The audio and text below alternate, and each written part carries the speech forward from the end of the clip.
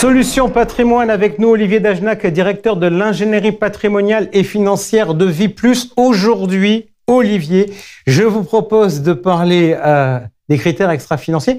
Alors, c'est marrant parce qu'avant, on mettait ça sous les termes ISR, ESG, environnement, social et gouvernance. On voit bien que le E a pris de la place, beaucoup de place sur ces sujets-là. L'extra-financier, c'est potentiellement du CO2 en moins, mais assurément, c'est de la réglementation en plus. Bonjour Jean-François. Réglementation en plus, on fait le point réglementaire. Les textes qui comptent en la matière. Alors, les textes qui comptent, le règlement SFDR, la réglementation taxonomie, c'est vraiment ce qui va organiser l'environnement de travail du CGP aujourd'hui. Ok, ça nous a amené des acronymes, SFDR, nouvelles contraintes pour les fonds? Pas de nouvelles contraintes, mais une classification. Ça permet de se repérer dans les fonds quels sont leurs impacts éventuels dans ces critères que vous avez nommés en introduction, donc le E en environnement, le S sur les critères plus sociétaux et de gouvernance avec le G.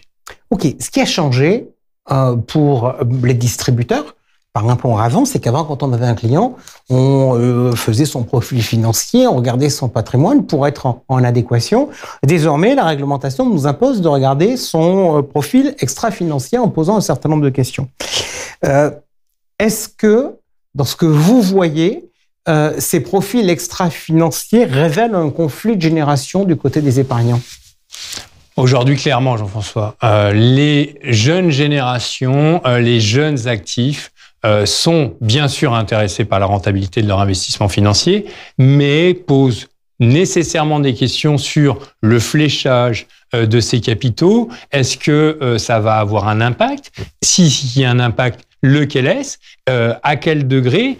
Et à contrario, vont peut-être être réfractaires à des investissements dans les industries fortement carbonées ou peut-être dans l'armement. Ça, c'est les jeunes. Les moins jeunes? Les moins jeunes ont peut-être un peu plus de mal avec ces critères de durabilité. Les moins jeunes, ce qu'ils veulent, c'est de la rentabilité. Bien sûr, le conseiller en gestion de patrimoine doit réaliser ce profil extra-financier de l'investisseur un peu moins jeune et en tirer les conclusions sur l'univers d'investissement. Question, est-ce que finalement ce conflit de génération, on le retrouve aussi au niveau des CGP? Parce que j'ai le sentiment, quand j'en écoute certains, que certains sont largement embarqués dans cette voie-là, d'autres un peu moins. Tous les CGP se sont mis en ordre de marche depuis 2023 avec ce profil extra-financier. C'est une obligation réglementaire, donc c'est appliqué par la profession. En revanche, c'est vrai que suivant l'appétence du CGP, on va être dirigé plus vers des investissements durables et peut-être d'autres vont plus être sur la rentabilité de l'investissement. Olivier, vous avez aux alentours de 50 ans. Vous vous sentez jeune ou vous vous sentez moins jeune? Alors moi, je me sens vraiment jeune. Je cherche l'impact de mon investissement et le critère est important à mes yeux. Ok. Est-ce que de toute manière, à terme, on aura vraiment le choix? Est-ce que finalement, il n'y a pas une grande tendance de flécher les capitaux vers ce type d'investissement? Alors, vous avez tout à fait raison, d'autant plus que, je le rappelle, mais ce fléchage des investissements va dans le sens de la politique européenne, c'est-à-dire une neutralité carbone à l'horizon 2050, et respect des accords de Paris, et donc c'est le sens de l'histoire. Ok, on a parlé de SFDR, c'est la classification donc entre article 6, on ne fait rien, les 8 et les 9, c'est ce qu'il y a de mieux. Cette classification, elle est en train d'être remise en cause. L'Europe lance une consultation pour savoir ce qu'il faut en faire. Vous pensez quoi de cette consultation? Pas remis en cause, mais peut-être toiletté, parce que il est apparu que c'était les sociétés de gestion qui étaient en charge de la classification de leurs propres produits, suivant une grille qui était fournie par le législateur, et suivant certaines enquêtes, des fonds article 9 étaient plutôt article 8 et des fonds article 8 avaient très peu d'impact en matière d'investissement. Donc tout ça va être rectifier, clarifier pour que, in fine, l'épargnant sache exactement si son investissement a un impact ou pas. Ok, donc il faut reconnaître, aujourd'hui, on apprend quand même en marchant. Exactement. Ok, je voudrais vous entendre. Vous m'avez dit tout à l'heure que vous étiez du côté des jeunes. Moi, je suis du côté des vieux. Et j'assume. Donc, je vais vous poser la question suivante.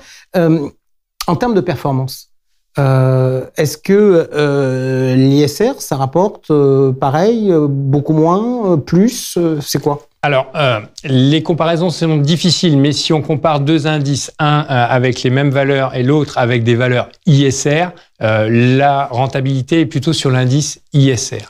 D'autre part, il faut bien comprendre le mécanisme, c'est-à-dire que on va investir sur des sociétés qui misent sur l'avenir, sur la transition énergétique, sur leur impact au niveau environnemental. Donc, ce sont plutôt des sociétés, à notre sens, qui vont développer de la croissance dans les années futures.